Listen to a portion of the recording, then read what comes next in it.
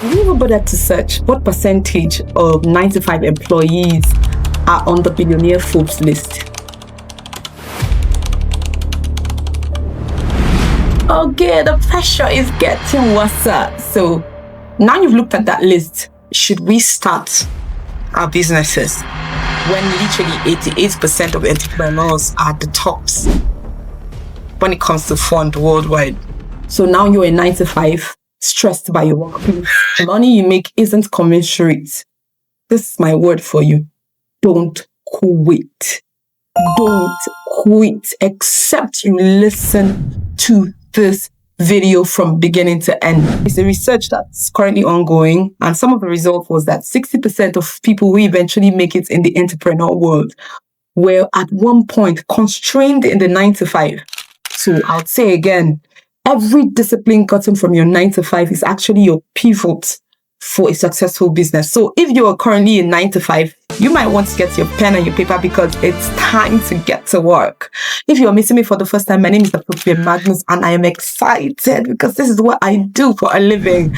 I love this particular part of this conversation. So in the next few minutes, I am going to be preparing you to quit your job if you would want to. But then I would say it again.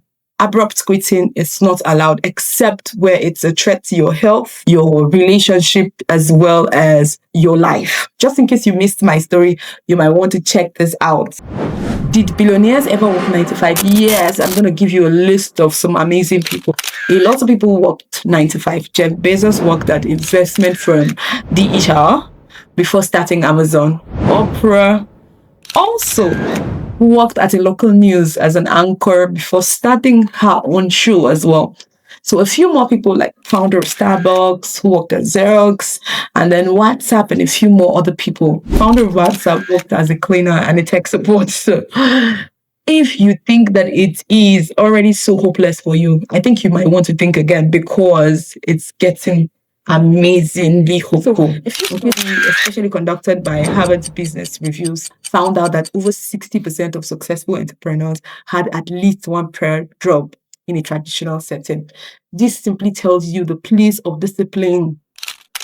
You don't want to know the time breakdown for literally all the founders you know. It is crazy. Very few of them work less than 10 hours a day. So you might just want to rethink if you are thinking that maybe when you start your business, it's going to all of a sudden become super easier for you.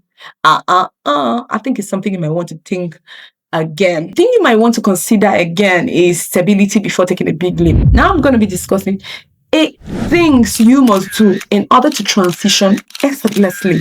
Everything I'm going to be saying right now is worthy of notes. So I'd like you to get the writing materials. Let's dive right in. So for our first point, don't quit your job. I literally would want you to wake up in the morning or in the night and literally hear my voice echo back to you.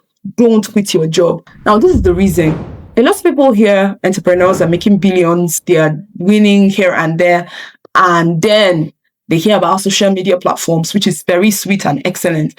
They start selling the whole ideation of going to their workplace and literally giving the 5, like a high 5 to their bosses. And you literally walk off because you're saying, hell, I'm going to go do my thing my way. I would admonish you, please don't do that, right? Point number 2 is assess your current position.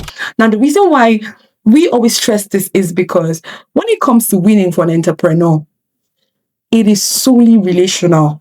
Now, I'm going to say this, nobody will buy from you except they have bought into you. So imagine that a third party meets one of your work colleagues and say, oh, I'm about to sign a contract or invest in this person's business. And then all the second party who knew you at your workplace can say is, that guy was a menace at work. And so I would admonish that you stay away from her or him because she was in stress. And I promise you, your money is going to be missing. So that's you running on negative on the first, even before your business arrives.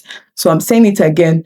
Assess your current position and truly maximize it from your heart. I'm talking about serving effectively, doing super well, paying attention to your KPIs. Now, a lot of people who transition don't pay attention to their KPIs. The truth is, when you're going to be writing some of your portfolios, some of these figures you're generating from your workplace will be what will help your business stand effortlessly. So I would say it again, if you make plans to transition, pay attention to your current roles, right? Yes, I'm saying this because, again, some people say they want to transition because of the stress of a work, except it's a threat to your life. Please, I would want you to forget about the pressure associated with whatever you're doing. I always tell my people, right? This leads me to the number 3, that pressure is good. Ask the diamonds, right? Ask every precious stone that requires refining. Sometimes some of those pressures would actually be what will set you apart when you eventually start yours. So, as you can see, there was actually a research that was said that 60% of people who did the 9 to 5 efficiently were actually the people who still won at entrepreneurship. So if you're probably just starting leaving school and then you just want to start your business, yes, it's possible that it's going to work. But then that whole resilience of working with people, being able to relate with people under pressure and not under pressure, might give you an edge compared to somebody who probably just shot out of school to start. All you'd want to do is to embrace strategy for every single time you had to go through any process that is not palatable. Except it's not a threat to your life, please embrace strategy. And of course, for strategy in this generation, we have a whole lot of AI tools that can help you deliver for that crazy boss who seems to pile up the work and expect you to deliver before deadline. Yes, so you might want to explore that. So if you're not yet in my community of business professionals, I think you should consider joining us because we are literally starting our journey in a few days. Our point number 4 is pause and plan, right? I would need you to evaluate, okay? So far, how have I been doing? Okay, I've worked on this job for 10 years. I've worked on this job for 5 years. Okay, yes, it might not have been working, but what are the special skills that I know that I can actually just strategically just lay hold on? So that's what we call the core competencies. What are the things that I am comfortable doing, right? Then the next thing will be, what are my low-hanging fruits? Your low-hanging fruits simply means things that you can literally offer without a flinch. So you want to document that as well. Now, there's one thing a whole lot of people don't talk about when it comes to transitioning.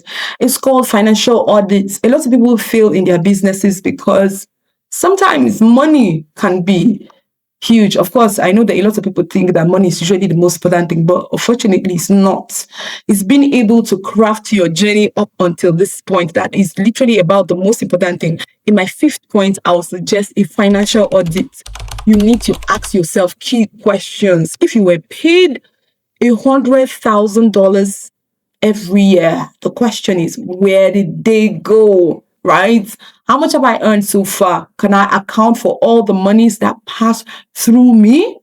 That is before now, okay? Number 6 is a mindset shift. We're definitely going to need a mindset shift. The entrepreneurial mindset it's a money mindset, an opportunity to leverage, collaborate, an opportunity to grow, start something from the scratch requires more of a mental grit. What I would normally admonish for people who want to transition into entrepreneurship is start saving. So after you've done your financial audits, come up with a saving plan. Like every month, if I'm paid $10,000 a month, is it possible for me to save out $1,000 for the purpose of my business at a stretch? So I might do that for the next 10 months, 20 months, 3 years. Consistently, I'm saving up for my business and then investing it as well. So the next thing you're going to do is, come up with my business model, my business structure, my mission, my vision. Come up, of course, if you probably missed out on that video, please, this video right now would help you assess all that. But everything you need to know on how to come up with a corporate brand or a personal brand for yourself and a corporate brand for your business is right attached to this video as well. We have a 3 days free monetization course as well that will lead you from you not knowing what to do to what you're going to do that would enable your transition into your entrepreneurship. Okay. Another suggestion I have for you, which leads to my point 8, is probably find smaller roles. Let's say you're the manager and then something comes up. You could actually, knowing fully well that you're so stepping out, you're going to raise a successor as well as take on smaller roles so that you can pay attention to your business. That's for organizations anyway, because some organization would outrightly want you not to do anything at all. Build your social media presence on all platforms. start little by little. So if you have a challenge with building your social media presence as well, I have an agency that could help you assess that. So we'll be able to handle your YouTube, your LinkedIn, your Instagram, literally, especially LinkedIn, because we believe that that's where the money is, though. So we handle that from you, from content to strategy to showing up daily, every single thing, right? So you're building your presence already on social media platforms while you consider. So having done all this, right, I would always admonish, whatever you do that you are late at, it's better off you join a community. So with that, I can tell you that you should do well to join our community, because we have a community of people who are starting their businesses in July. I look forward to seeing you come into our classes. We love you. So I would want you to say this: I am a mover and you are here for my light. I love you.